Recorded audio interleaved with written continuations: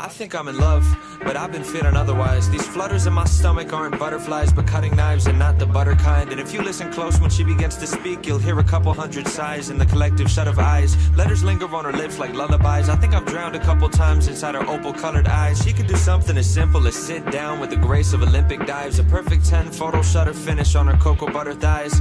Catch her wearing loose pajamas on a Sunday, and she'd overshadow any supermodel on a runway. When she wakes up in the morning, she smells like vanilla essence and bittersweet recollections of your adolescence. Summer camp and piano lessons and presents you got on birthdays. Orange creamsicles and double plays on first base. And walk past her in the halls, and if your shoulders feel the slightest brush, you might melt to liquid gold, the lightest kind of Midas touch. I've seen the way she drinks espresso during classes and reshapes a paper cup into an emerald covered chalice. Sugar packets pouring crystals, napkin origami cranes, gunning gorgeous glances to me through her Giorgio Armani frames. She's nearly perfect in almost every way. But she's got shit taste in movies. Ask her for her favorite titles, and she always likes to say she's down to go see anything by Shyamalan or Michael Bay. And also she's a psycho in the kitchen, it's a travesty. What kind of fucking monster cooks their pasta in a microwave? And she does this thing where she corrects your grammar if it's wrong, and clicks her tongue and winks and shoots a playful finger gun as if she's won some sort of contest. Empress victor of a conquest, Mrs. Armchair Shrink, let me fix you with a comment. Princess kick you when you're down, worship her to a godhead. It seldom happens that she listens to my voice and doesn't chime in quick with unsolicited advice. An unapologetic tyrant, a passive-aggressive rivalry. Ask her a question and catch a handful of assassin irony. And trust me, really, she is just the worst of board games. Debates about the rules like legislators at a court case. Tampers with the scales of justice, wielding pencils as her gavel. Once I even caught her cheating while she kept the score in Scrabble. She's a fucking wreck at checkers, plays Monopoly sloppily, always bringing up disputes and games of Trivia Pursuit. Sucks at Battleship and Risk, she fights better hand to hand. And don't even get me started about how trash she is at Candyland. Like you can't be bad at that game, yet you lose all the time. It doesn't make any sense. But I'm no Adonis either.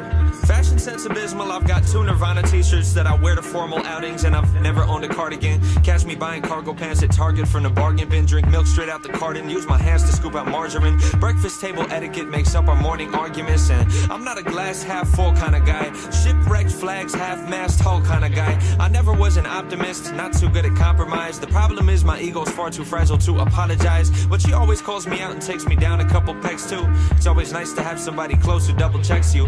And honestly, we wouldn't be ourselves if we were different. Yeah, she's clumsy and I'm stupid. Those are things that we can live with. Being perfect's unrealistic. Either way, I like our flaws. The way I crack my knuckles off in the obnoxious way she yawns. The way I stutter when I flirt cause I'm not very good with courtship. The way she's gotta pee the first 10 minutes of a road trip. How when she cuts her pancakes it's in slices, not in squares. The way my daily coffee intake is a crisis, I'm aware. The way I talk in crowded theaters. The way she parks in parallel. The way she goes through pints of Ben and Jerry's salted caramel.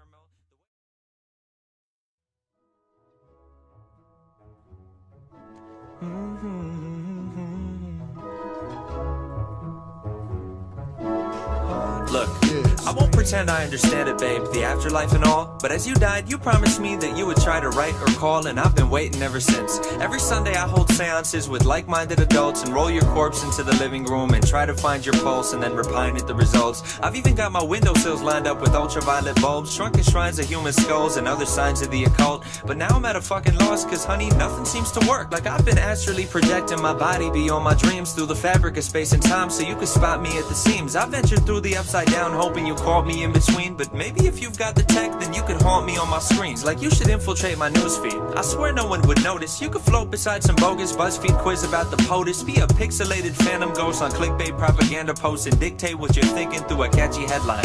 Like one weird reason why it's great to be ethereal, or 20 signs you're dead now and your soul is immaterial. Or if it's late at night then you could swoop in from the shadow realm and talk to me through pop-up ads that show up over adult films on anything you're into. We could start with MILF for facial. You could beam your interspatial spirit into interracial. If you're feeling sort of formal, we could pizza date on Skype, and I could call it corner over and we could share the corner slice. When it's time to go to bed, then we could leave our cameras on. And if the netherworld has one day shipping free on Amazon, then you could slumber as you ship yourself. I swear the shit delivers quick. Or send me the address and I could meet you by the river Styx. I Twitter beef with Namtar by the Tigris and Euphrates. I could snap you while I'm snagging sacred threads of life from Hades. I would loot Duat and photocopy pirate the papyrus, change the records and then have a Facebook flame war with Osiris. And either way, I can't wait to talk or reunite. I've been so lonely since you died, I've tried to walk towards the light. And if the gods of death oppose our harmless want to reconvene, then maybe we could sneak you by him if you haunt me through a screen. It's been far too long that you and I have been alone. You could rectify that if you haunt me through my phone. No, I don't wanna deal with voodoo dolls and figurines.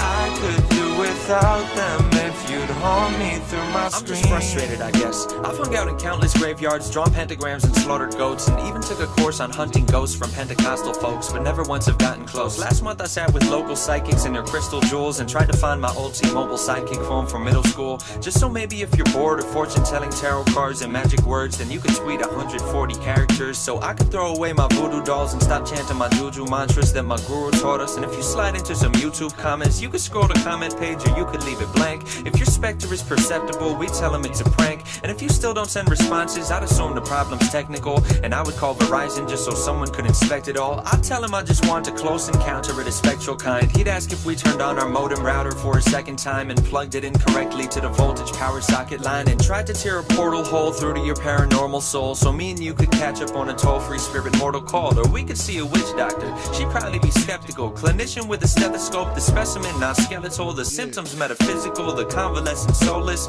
At first your diagnosis could be we should try hypnosis, but truthfully, if you could choose the way that you're reborn, I hope you use the 3G phone and you eschew the Ouija board. And at this point, I don't really know why I learned ESP4 when you could just descend and settle in my USB port or my NVIDIA GeForce or my video AV cord. There's no need for Santa Muerte when I've got a QWERTY keyboard. We could play a game of esports, you and I'd be on a team, and if you're feeling odious, I'll put my audio on stream. I'll still have your favorite games, babe, I've got them all on Steam. We'll get started when you're ready once you haunt me through a screen. It's been far too long that you and I have been alone. You could rectify that.